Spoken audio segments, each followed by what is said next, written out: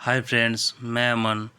मैं आप लोगों का इस करंट अफेयर्स के एसपीडी वाले सीरीज में आप लोगों का स्वागत करता हूं। चलिए देखते हैं। क्वेश्चन नंबर 60 तक का तो पिछले वीडियो में डिस्कस हो चुका था। 61 से देखते हैं कि क्वेश्चन क्या कह रहा है। कह रहा है कि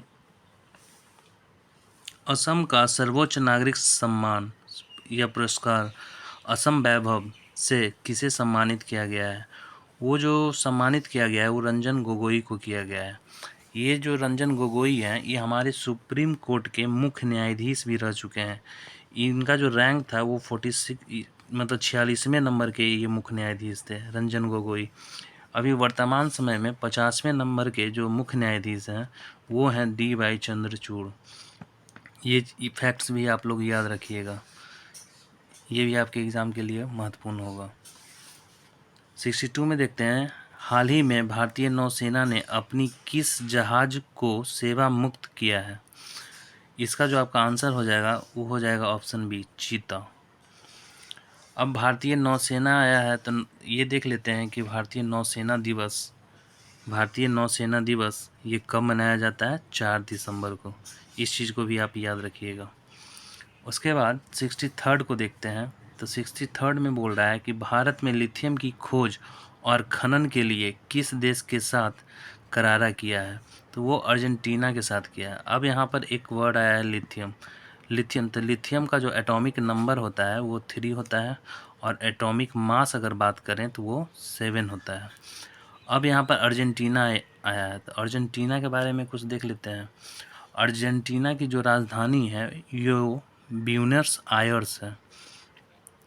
ब्यूनस आयर्स।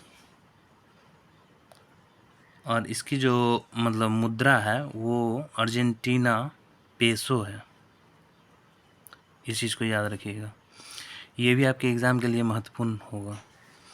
60 ये देखते हैं 64 नंबर क्वेश्चन। 75वें एमी अवार्ड में सर्वश्रेष्ठ ड्रामा सीरीज का खिताब किसने जीता है। वो जो आपका जीता है वो सक्सेशन ने जीता है। सक्सेशन जो आपका ऑप्शन ए आंसर हो जाएगा। अब आते हैं 65 नंबर पे। कह रहा है कि समुद्री अभ्यास अयुत्या भारत और किस देश के नौसेना के बीच आयोजित किया जाता है। ये जो अयुत्या है ये भारत और थाईलैंड के नौसेना के बीच ये आयोजित किया जाता है। अब ये 66 को देखते हैं। एशियाई शूटिंग चैंपियनशिप 2024 में पुरुषों की 25 मीटर स्टैंडर्ड पिस्टल इवेंट में किसने गोल्ड मेडल जीता है। इसका जो आपका आंसर हो जाएगा हो जाएगा योगेश सिंह ने ये मेडल जीता है। अब आते हैं 67th पर। 67th में कह रहा है कि सिक्योर आर्मी मोबाइल इकोसिस्टम संभव को किसने लॉन्च किया है। ये जो लॉन्च किया गया है वो इंडियन आर्मी के द्वारा लॉन्च किया गया है। इसलिए 67th का जो आपका आंसर हो जाएगा वो ऑप्शन सी हो जाएगा। अब 68 में बोल रहा है कि T20 इंटरनेशनल में 150 मैचों में खेलने वाले पहले पुरुष क्रिकेटर कौन बने। वो जो आपके बने हैं वो बने हैं रोहित शर्मा। ऑप्शन डी आपका हो जाएगा। अब T20 इंटरनेशनल आया है तो इसके बारे में देख लेते हैं कुछ क्वेश्चन। जैसे जो 9वां जो है ICC पुरुष T20 विश्व कप, इसका जो आयोजन 2024 में किया जाएगा वो अमेरिका और वेस्ट इंडीज़ में किया जाएगा। 9वां ICC पुरुष T20 विश्व कप याद रखिएगा, 9वां। उसी तरह से अगर 10वां के बारे में बात करें कि 10वां ICC पुरुष T20 विश्व कप ये 2026 में जो आयोजित की जाएगी वो कहाँ की जाएगी, भारत और श्रीलंका। देखिए इस वाले में भारत में भी आयोजित किया जाएगा तो 10वां ज़्यादा इम्पोर्टेंट हो जाता है। तो अब देखिए, अब ICC T20 जो विश्व कप है इसका जो अंतराल समय होता है वो 2 वर्ष का होता है। यानी कि 2024 में होगा, उसके बाद 2026 में होगा। तो इस चीज़ को हमेशा याद रखिएगा कि ये 2 वर्ष के अंतराल में खेला जाता है। अब आते हैं 69th क्वेश्चन पे। ODI मतलब वनडे इंटरनेशनल में सबसे तेज 7 विकेट लेने वाले गेंदबाज कौन बने हैं? 69 का जो आपका आंसर हो जाएगा वो हो जाएगा वानिंदु हसरंगा वानिंदु हसरंगा, ऑप्शन सी हो जाएगा। उसी तरह से 17th नंबर क्वेश्चन को देखते हैं। कह रहा है महाराष्ट्र स्थित किस टाइगर रिजर्व को भारत के पहले डार्क स्काई पार्क का खिताब मिला है? ये जो डार्क स्काई पार्क का जो खिताब मिला है वो महाराष्ट्र के पेंच टाइगर रिजर्व को मिला है। अब इसके बाद भी इसमें 3 ऑप्शन और दिया हुआ है, Melghat tiger reserve, Tadoba tiger reserve और बोर टाइगर रिजर्व। ये तीनों जो टाइगर रिजर्व हैं ये भी महाराष्ट्र ही में पड़ते हैं। तो इसका चारों ऑप्शन जो हो जाएगा इसमें तो पहला आंसर बी हो जाएगा। उसके बाद ये भी आप यहाँ से स्टैटिक क्वेश्चन को याद रख सकते हैं कि मेलघाट टाइगर रिजर्व, पेंच टाइगर रिजर्व और तदोवा टाइगर रिजर्व और बोर टाइगर रिजर्व, ये चारों जो है ये महाराष्ट्र राज्य में पड़ते हैं। अब देखते हैं 71 नंबर क्वेश्चन को। बोल रहा है हाल ही में किस बैंक ने सम्मान रुपे क्रेडिट कार्ड लॉन्च किया है? ये जो आपका किया है वो स्टेट बैंक ऑफ इंडिया ने किया है। Sorry, state bank of India ने नहीं किया है, ये किया है इंडसइंड बैंक ने। तो ऑप्शन बी आपका हो जाएगा। अब यहाँ पर बैंक के बारे में जब चर्चा हुई है तो देखते हैं। कह रहा है कि भारतीय रिजर्व बैंक की जो स्थापना हुई थी वो 1 अप्रैल 1935 को हुआ था। अब यहाँ से इस फैक्ट्स को भी याद रख सकते हैं। उसके बाद भारतीय रिजर्व बैंक का जो राष्ट्रीयकरण किया गया वो 1 जनवरी 1949 को किया गया। अब यहाँ से स्टेट बैंक ऑफ इंडिया का जो स्थापना है ये कब किया गया? तो 1 जुलाई 1955 को किया गया। इसका पहले नाम जो था वो इंपीरियल बैंक ऑफ इंडिया था। अब याद रखिएगा एक फैक्ट्स और कि चौथी पंचवर्षीय योजना कब से कब तक चला? तो 1969 से 74 तक। 14 राष्ट्रीय बैंकों का जो राष्ट्रीयकरण है वो चौथी पंचवर्षीय योजना के दौरान हुआ। तो चौथी पंचवर्षीय योजना का समय अंतराल भी याद रखिएगा 1969 से 1974। उसी तरह से ये जो 14 बैंकों का जो राष्ट्रीयकरण है वो 19 जुलाई 1969 को किया गया। अब यहाँ से 71 नंबर क्वेश्चन के बाद 72 को देखते हैं। कह रहा है कि स्वच्छ सर्वेक्षण 2023 में किन 2 शहरों को सबसे स्वच्छ गंगा शहर का अवार्ड मिला है? तो ये जो मिला है ये वाराणसी और प्रयागराज को मिला है। इसलिए इसका जो आंसर हो जाएगा वो ऑप्शन बी हो जाएगा, वाराणसी और प्रयागराज। जब गंगा नदी के बारे में गंगा नदी का जब जिक्र क्वेश्चन में किया गया है तो देखते हैं कि ये जो मतलब गंगा नदी है तो गंगा नदी के किनारे बसा हुआ सबसे बड़ा शहर याद रखिएगा कि वो कौन सा है? कानपुर। तो 72 के बाद 73 नंबर क्वेश्चन को देखते हैं। कह रहा है कि पीएम मोदी ने 27वें राष्ट्रीय युवा महोत्सव का उद्घाटन कहाँ किया? ये जो 27वें राष्ट्रीय युवा महोत्सव है इसका आयोजन जो किया गया है वो शायद लगता है नासिक में किया गया है, शायद नहीं नासिक में ही किया गया है, ऑप्शन बी हो जाएगा।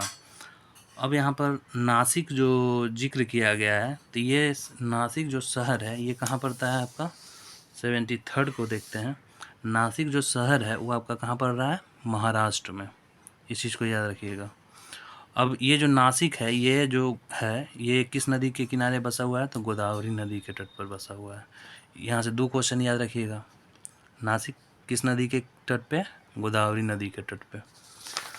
आइए 74 नंबर क्वेश्चन को देखते हैं। स्वच्छ सर्वेक्षण 2023 में 1 लाख से अधिक आबादी वाले की कैटेगरी में सबसे स्वच्छ शहर का पुरस्कार किसे दिया गया है?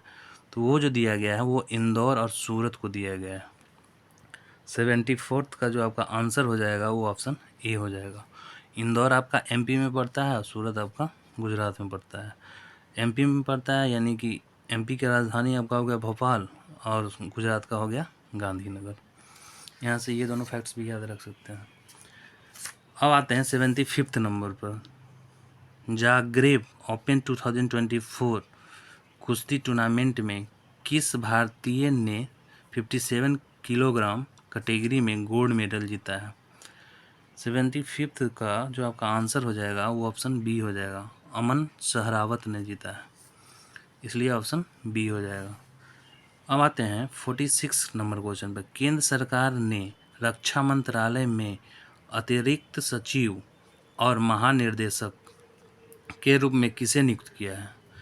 वो जो किया गया है वो समीर कुमार सिन्हा को किया गया है, तो ऑप्शन डी आपका आंसर हो जाएगा। अब आते हैं 77th नंबर क्वेश्चन पे। वाइब्रेंट गुजरात ग्लोबल समिट 2024 के मुख्य अतिथि कौन थे? तो इसके जो मुख्य अतिथि थे वो मोहम्मद बिन जायद अल नाहयान थे। ये जो मोहम्मद बिन जायद अल नाहयान है, ये कौन है, थोड़ा सा इनके बारे में जान लेते हैं। तो ये जो हुए मोहम्मद बिन जायद अल नाहयान, ये यूएई जो है उसके प्रेसिडेंट हैं। इस चीज़ को हमेशा याद रखिएगा, यूएई के प्रेसिडेंट हैं। अब 78 नंबर क्वेश्चन को देखते हैं। आईआईटी मद्रास का नया कैंपस किस देश में शुरू किया जाएगा? आईआईटी मद्रास का जो नया कैंपस है उसका जिस मतलब शुरू किया जा रहा है वो श्रीलंका में आपका किया जाएगा। 78 का जो आपका आंसर हो जाएगा वो ऑप्शन ए हो जाएगा। अब देखिए 78 नंबर क्वेश्चन में जैसे कि श्रीलंका आया है, तो श्रीलंका की राजधानी आपका हो जाएगा श्री जयवर्धनपुरा कोट्टे। यहाँ की जो करेंसी है आपकी वो रुपया है, श्रीलंकाई रुपीज़, ऐसे करके याद रख सकते हैं। नेपाल की राजधानी, वहाँ पर 4 ऑप्शन था, उसमें नेपाल भी था, तो नेपाल की राजधानी आपका हो जाएगा काठमांडू, और इसका जो मतलब मुद्रा हो जाएगा वो रुपया, नेपाली रुपीज़। उसी तरह से भूटान की जो राजधानी है वो थिम्पू है, और यहाँ की अगर मुद्रा के बारे में बात करें तो निगुल ट्रम है। उसी तरह से बांग्लादेश की जो राजधानी है वो ढाका है, और इसका अगर रुपया के ये मुद्रा के बारे में बात करें तो टका हो जाएगा। अब 79th में देखते हैं, कितने खिलाड़ियों को अर्जुन अवार्ड से सम्मानित किया गया है? तो याद रखिएगा यहाँ पर ये नहीं दिया हुआ है कि कितने खिलाड़ियों को और कब दिया गया है, लेकिन ये जो हम डिस्कस कर रहे हैं वो 2023 के बारे में डिस्कस करेंगे। 2023 में जो अर्जुन अवार्ड दिया गया है वो 26 खिलाड़ी को दिया गया है, इस चीज़ को याद रखिएगा। अब जब अर्जुन अवार्ड आया है तो अर्जुन अवार्ड के बारे में कुछ पॉइंट्स को देखते हैं। जैसे अर्जुन अवार्ड जो है इसकी शुरुआत 1961 में किया गया था। यह पुरस्कार जो है युवा कार्यक्रम और खेल मंत्रालय द्वारा दिया जाता है, इस चीज़ को याद रखिएगा। इसमें खिलाड़ी को नगद राशि के रूप में 15 लाख रुपीस दिया जाता है। पहले ये जो दिया जाता था वो 5 लाख रुपया दिया जाता था, लेकिन अभी इसमें न बढ़ा करके 15 लाख रुपया कर दिया है, इस चीज़ को याद रखिएगा। अब कह रहा है कि अब जैसे देखिए 2023 में टोटल मतलब 26 खिलाड़ी को ये अवार्ड दिया गया, उसमें से कुछ महत्वपूर्ण खिलाड़ी हैं जिनका नाम याद रखना ज़रूरी है। हो सकता है ऑप्शन में न घुमा फिरा के क्वेश्चन को पूछ ले। जैसे मोहम्मद शमी, इनका नाम मोस्ट इम्पोर्टेंट हो जाता है क्योंकि इन्हें क्रिकेट के क्षेत्र में अर्जुन अवार्ड दिया गया है। उसी तरह से एक और है पारुल चौधरी, इन्हें एथलेटिक्स में दिया गया है। उसी तरह थर्ड में आर वैशाली, इन्हें शतरंज में दिया गया है। ये 2 ऑप्शन है ऐश्वर्या प्रताप सिंह तोमर और ईशा सिंह। देखिए ये 2 एक्ट्रेस है बॉलीवुड की, इसको इस तरह से याद रखिएगा कि बॉलीवुड मूवीज़ जो होता है उसमें क्या है कि शूटिंग वगैरह तो होती रहती है एक के बीच दूसरे के बीच, तो ऐसे करके याद रख सकते हैं ऐश्वर्या प्रताप सिंह तोमर और ईशा सिंह, ये दोनों को शूटिंग में दिया गया है अर्जुना अवार्ड। उसी तरह से शीतल देवी जो है इन्हें जो अर्जुना अवार्ड दिया गया है वो पैरा आर्चरी में दिया गया है। ये नाम बहुत इम्पोर्टेंट हो जाता है, ये और आपका मोहम्मद शमी और आर वैशाली, ये 3 नाम मोस्ट इम्पोर्टेंट है, इसको हमेशा याद रखिएगा। जैसे प्राची यादव को पैरा कैनोइंग में दिया गया है, ये भी नाम बहुत इम्पोर्टेंट है। अनुष अग्रवाल, इन्हें जो दिया गया है ये घुड़सवारी में दिया गया है। उसी तरह से दीक्षा डागर, इन्हें गोल्फ में दिया गया है। और मोहम्मद हुसामुद्दीन, इन्हें जो दिया गया है वो बॉक्सिंग में दिया गया है। बॉक्सिंग में इन्हें यह अवार्ड दिया गया। चलिए 79th के बाद 80 नंबर क्वेश्चन को देखते हैं। किस राज्य में कॉलेज पंगथानसी मिशन की शुरुआत किया गया है? 80 नंबर का जो आपका आंसर हो जाएगा वो हो जाएगा ऑप्शन बी, मणिपुर। चलिए ठीक है दोस्तों, अगर आपको वीडियो अच्छा लगे तो लाइक शेयर और सब्सक्राइब जरूर करें।